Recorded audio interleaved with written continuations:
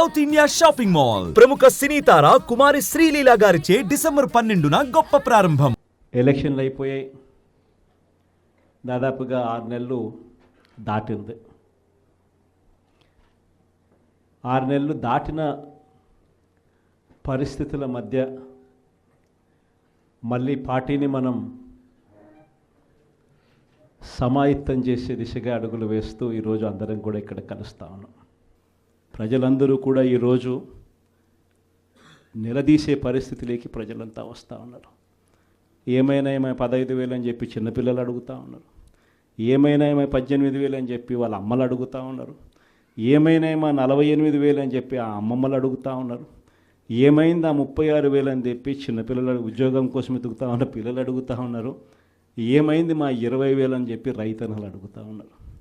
వీళ్ళకి ఎవ్వరికీ కూడా చంద్రబాబు నాయుడు అనే వ్యక్తి వాళ్ళ పార్టీకి సంబంధించిన క్యాడర్ సమాధానం చెప్పలేని పరిస్థితిలో వాళ్ళ పార్టీ వాళ్ళ పెద్దలు అందరూ కూడా ఏం చేస్తూ ఉన్నారు? Diversion politics. ప్రతిరోజు ప్రతి నెల ఒక టాపిక్ తీసుకొస్తారు. ఏదో ఒక టాపిక్ తీసుకొచ్చి గోబల్స్ ప్రచారంలో భాగంగా ప్రతి ఒక్కడు దాన్ని అందుకుంటారు.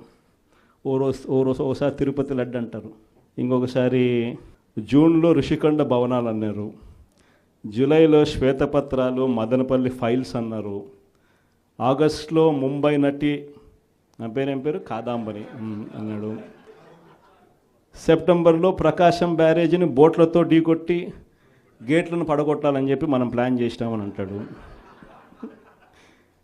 అక్టోబర్లో సరే ఇంకా ఎట్టాగ మీరు అంతా చూశారు, నా కుటుంబాన్ని తీసుకొచ్చినాడు.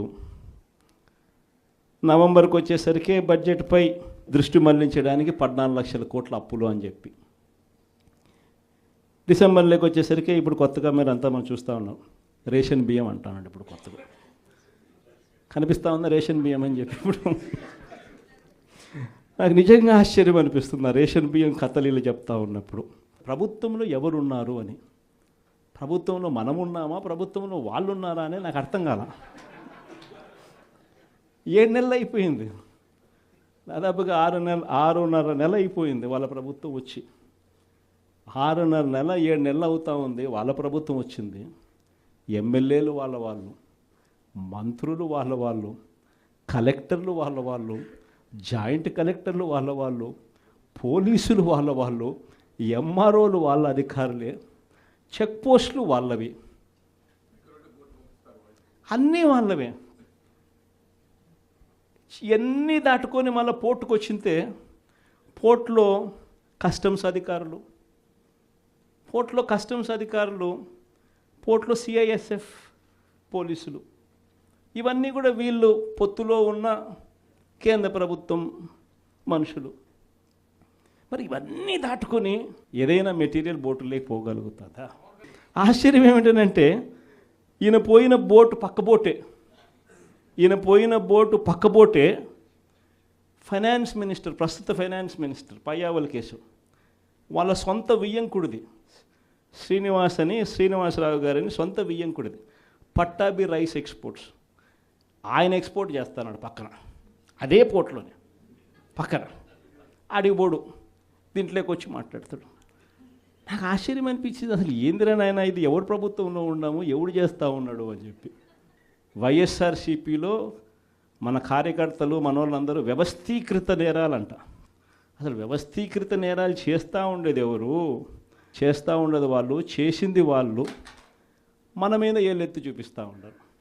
నిజంగా ఇవన్నీ చూసినప్పుడే అసలు ఎందుకు జరుగుతూ ఉన్నాయి ఇవన్నీ అని చెప్పి చూస్తే, రైస్ ఎక్స్పోర్ట్స్లో ఆంధ్ర రాష్ట్రం, ధాన్యం ఎక్స్పోర్ట్, బియ్యం ఎక్స్పోర్ట్స్లో ఆంధ్ర రాష్ట్రం నెంబర్ 1గా ఇప్పుడు నుంచి కాదు, దశాబ్దాలుగా మనమే నెంబర్ 1.